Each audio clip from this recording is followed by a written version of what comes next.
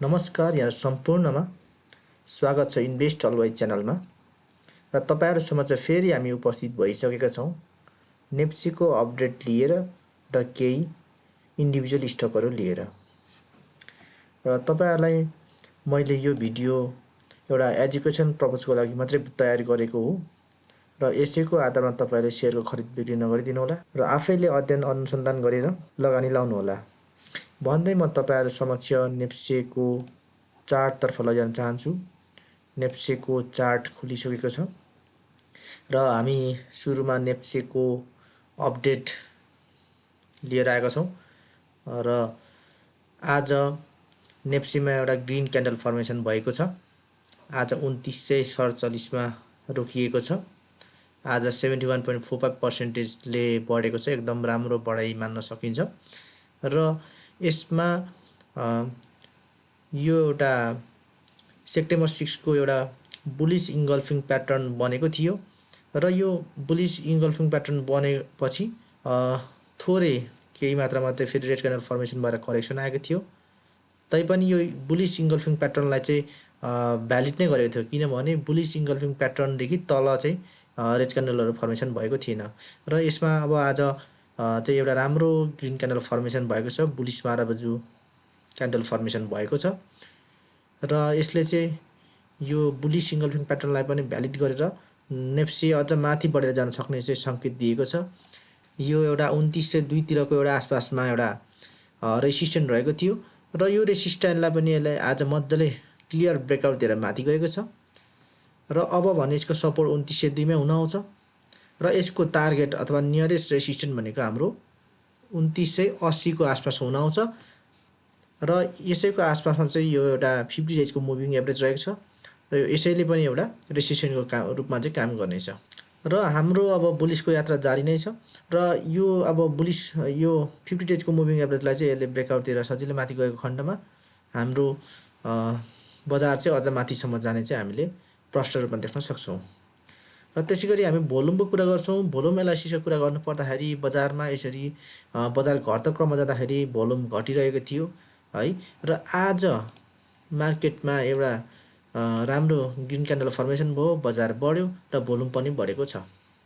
त्यही भएर पनि बजारमा एउटा राम्रो संकेत देखिएको छ र बजार अझै माथिसम्म बढेर जान सक्ने चाहिँ हामीले विश्वास लिन सकिन्छ र त्यसैगरी आरएसआई को कुरा गर्छौं। आरएसआई पनि अहिले चाहिँ पुल ब्याक भएर माथि गइसकेको छ है, माथि गइसकेको छ र यो 50 को आसपासमा पुगिसकेको छ र छिटै नै यो 50 लाई क्रस गरेर माथि जान्छ भने एकदम राम्रो एउटा ट्रेन्डिङ जोन हामीले चाहिँ भनेर भन्न सकिन्छ र अहिले राम्रो बढ्दो क्रममा रहेको छ। म्याकडी लाइनले अब सिग्नल लाइनलाई क्रस गर्नको लागि म्याकडी लाइनहरु माथि गइसकेको छ।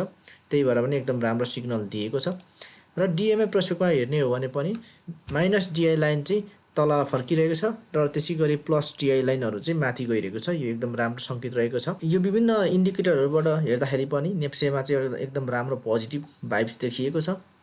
त्यही भएर तपाईहरु नातिनु होला। यो त भयो नेप्सेको ओभरअल एनालाइसिस र त्यसैगरी हामी तपाईहरुलाई चाहिँ इन्डिभिजुअल स्टकहरु लिएर आएका छौं।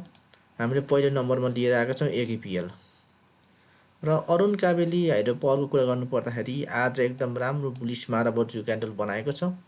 यसले चाहिँ एउटा बोलिन्जर ब्यान्डको मिडल ब्यान्डलाई पनि ब्रेकआउट दिएर क्लियर ब्रेकआउट है त यो दिएर माथि गएको छ र त्यसैगरी यो एउटा फिबोनाचीको एउटा 645 को रेसिस्टेन्ट रहेको थियो, त्यसलाई पनि यसले ब्रेकआउट दिएर माथि जान सफल भएको छ र यसले अब माथि गएको खण्डमा हाम्रो नियर टार्गेट भनेको 798 हुन आउँछ र त्यसैगरी नेक्स्ट टार्गेट भनेको हाम्रो 951 को हुन आउँछ र यसमा हामीले तपाईलाई भन्नु पर्दाखेरि सपोर्टको रूपमा चाहिँ अब 645 ले काम गर्नेछ र त्यसैगरी बोलिन्जर ब्यान्डको मिडल ब्यान्ड पनि आफैमा एउटा अब सपोर्टको रूपमा काम गर्नेछ र हामी भोल्युमको कुरा गर्छौं। भोल्युम आज एभरेज भोल्युम भन्दा कम नै आएको चाहिँ देखिन्छ है।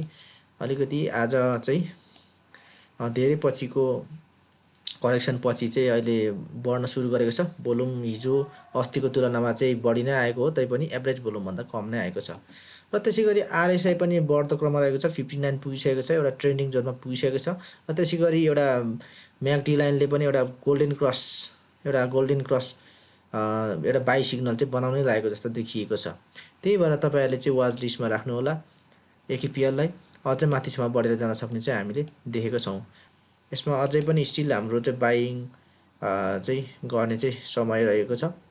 अर्को हामीले लिएर आएको छौँ एचपिपिएल र हिमालयन पावर पार्टनर लिमिटेडको हामीले आज हेर्छौँ। आज एकदम राम्रो एउटा बुलिस माराबुजु फर्मेसनबाट माथि गएको छ र यसमा पनि एउटा राम्रो एउटा बुलिस इङ्गल्फिङ बनेको थियो सेप्टेम्बर 5 तिर र त्यसै गरी एक दिन रेड क्यान्डल फर्मेसन भए तापनि फेरि 3 दिन लगातार बढेर माथि गएको छ र यसले चाहिँ एउटा 600 को रेसिस्टेन्सलाई ब्रेकआउट दिएर माथि गएको छ र त्यसै गरी यो बुलिन्जर ब्यान्डको मिडल ब्यान्डलाई यसले ब्रेकआउट दिइसकेको छ। त्यही भएर पनि अब यसमा चाहिँ अझ माथिसम्म जान सक्ने चाहिँ देखिन्छ र यसको नियर टार्गेट भनेको 662 हुन आउँछ र त्यसै गरी नेक्स्ट टार्गेट भनेको हाम्रो 841 को हुन आउँछ। र तपाईहरुलाई सपोर्टको कुरा गर्छु। सपोर्ट चाहिँ अब चाहिँ अहिले यो 601 लाई नै यसले चाहिँ सपोर्टको रूपमा चाहिँ यसले एक्ट गर्छ यो 601 को आसपासमा र त्यसै गरी अर्को सपोर्ट भनेको हाम्रो 552 को हुन आउँछ। र एचपीपी मा पनि भोल्युम हामी हेर्छौँ एकचोटी भोल्युमको र त्यसै गरी आरएसआई 57 रहेको छ बढ्दो क्रममा रहेको छ आरएसआई पनि र त्यसै गरी म्याकडीले पनि गोल्डन सिग्नल चाहिँ दिन लागेको छ। म्याकडी लाइनहरु माथि बढ्दो क्रममा रहेको छ र सिग्नल लाइनहरु पनि जुन रूपमा चाहिँ जुन रफ्तारमा घटेको थियो त्यो चाहिँ घटिसकेको छ त्यो चाहिँ हटिसकेको छ र यसले चाहिँ एउटा राम्रो गोल्डन क्रस एउटा बाइ सिग्नल चाहिँ दिन लागेको हामीले देख्न सक्छौं। र त्यसै गरी हाम्रो अर्को स्टक लिएर आएका छौं एसआईएफसी लिएर आएका छौं श्री इन्भेस्टमेन्ट फाइनान्स कम्पनी र एसआईएफसी को तपाईहरुलाई म के भन्छु भने यो पुरानो अल टाइम हाई को एउटा स्ट्रङ सपोर्टको आसपासमा यसले चाहिँ एउटा सपोर्ट बनाउन सफल भएको छ। र त्यसै गरी यसको घट्ने क्रम चाहिँ यो जुन सेप्टेम्बर 5 सेप्टेम्बर 6 देखि नै रोकिसकेको छ। यसमा केही सानो करेक्सन आए तापनि आजबाट फेरि एउटा रिभर्सल क्यान्डल दिइसकेको छ र फेरि ग्रीन क्यान्डल फर्मेसन भइसकेको छ र फेरि अझ माथि बढेर जान सक्ने देखिन्छ। एउटा सपोर्ट जोनलाई चाहिँ यसले सपोर्ट मानेर माथि गइसकेको छ र त्यसै गरी हाम्रो नियर टार्गेट भनेको 702 को हुन आउँछ र त्यसै गरी नेक्स्ट टार्गेट भनेको हाम्रो 904 को हुन आउँछ। र फाइनान्स सेक्टरहरु पनि अब यो बुलमा चाहिँ एकदम राम्रो बढेर जान सक्ने स्टक सेक्टरको रूपमा चाहिँ हामीले लिएका छौं र धेरै माथिसम्म जान सक्ने चाहिँ हामीले अनुमान लाउन सकिन्छ। र त्यसै गरी भोल्युम चाहिँ अलिकति एभरेज भन्दा अलिकति कम नै आएको हो कि जस्तो देखिएको छ। र त्यसै गरी आरएसआई पनि बढ्दो क्रममा रहेको छ है आरएसआई पनि बढ्दो क्रममा रहेको छ र त्यसै गरी म्याकडी लाइनहरु एकदम पोजिटिभ साइडमै रहेको छ। म्याकडी लाइन सिग्नल लाइनहरु एकदम पोजिटिभ साइडमै रहेको छ। हिस्टोग्रामहरु चाहिँ नेगेटिभ जोनमा बनेको थियो यो पनि अब घट्दो क्रममा रहेको छ हिस्टोग्रामहरु र छिट्टै नै यसमा चाहिँ अब एउटा बाइ सिग्नल एउटा चाहिँ positive golden cross buy signal बनाउन चाहिँ गइरहेको जस्तो देखिन्छ।